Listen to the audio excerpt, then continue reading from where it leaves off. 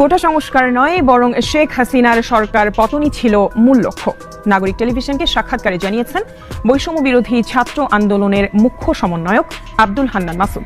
এবারে বের হলো অন্তরালের ঘটনা। বিপ্লবী সরকার গঠনই ছিল তাদের মূল লক্ষ্য। শেখ হাসিনা দ্রুত পালিয়ে যাওয়ায় সময় পাননি তারা। 10-15 বছরের একটা প্ল্যানিং আমরা হাতে রেখে কাজ করেছিলাম। কোটা আন্দোলন, ছাত্র আন্দোলন, এটা কোথা থেকে আসলো, কিভাবে শুরু হলো? এই আন্দোলনের পিছনে একজন মাস্টারমাইন্ড তো অবশ্যই আছে। সেই মাস্টারমাইন্ডটাকে, সেই মাস্টারমাইন্ড হচ্ছে ডক্টর ইউনূস।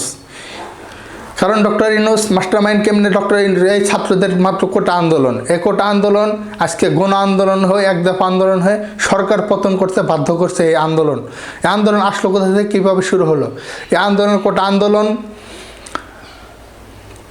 শুরু হয়েছে ঢাকা বিশ্ববিদ্যালয় থেকে। ঢাকা বিশ্ববিদ্যালয় থেকে শুরু হওয়ার পরে আন্দোলন আস্তে আস্তে পুরো বাংলাদেশ ছড়িয়ে যায়। পুরো বাংলাদেশের প্রত্যেকটা পাবলিক বিশ্ববিদ্যালয়, প্রাইভেট বিশ্ববিদ্যালয়, প্রত্যেকটা স্টুডেন্টরা আন্দোলনে যোগ দিতে বাধ্য হয়।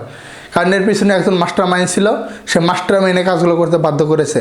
মাস্টার মাইন্ড হচ্ছে ডক্টর ইউনূস। এই ডক্টর ইউনূসের কাছ থেকে যখন গ্রামীণ ব্যাংক, বাংলাদেশ সরকার, সাবেক সরকার শেখ হাসিনা ছিনিয়ে নেয়, তখন থেকে শেখ হাসিনার প্রতি ডক্টর ইউনূসের একটা ক্ষোভ ছিল যে ও আমার কাছ থেকে, ওর ক্ষমতা দিয়ে আমার কাছ থেকে আমার ব্যাংক ছিনিয়ে নিয়েছে, আমার প্রতিষ্ঠিত গ্রামীণ ব্যাংক আমার কাছ থেকে ছিনিয়ে নিয়েছে। ওই শেখ হাসিনা সরকারের কাছ থেকে আমি বাংলাদেশ ছিনিয়ে নেব এবং ওকে বাংলাদেশ ছাড়তে বাধ্য করব। ঠিক তেমনটি হয়েছে যেমনটি ডক্টর ইউনূস চেয়েছে। ডক্টর ইউনূস শুধু একটা সুযোগের অপেক্ষা ছিল যে সেই সুযোগটি সে পাবে কখন। সেই সুযোগ থেকে পেয়ে গেছে সে 24-এর কোটা আন্দোলন।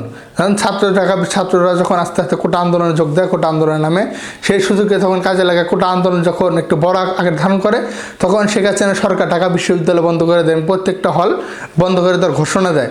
যখন প্রত্যেকটা হল বন্ধ করে দেওয়া হয়, তখন ডক্টর ইউনূস ওই সরকারের সময়কে কাজে লাগে, ছাত্রদেরকে খাবার ব্যবস্থা করে, খাবার টাকা দেয় এবং থাকার বন্দোবস্ত করে।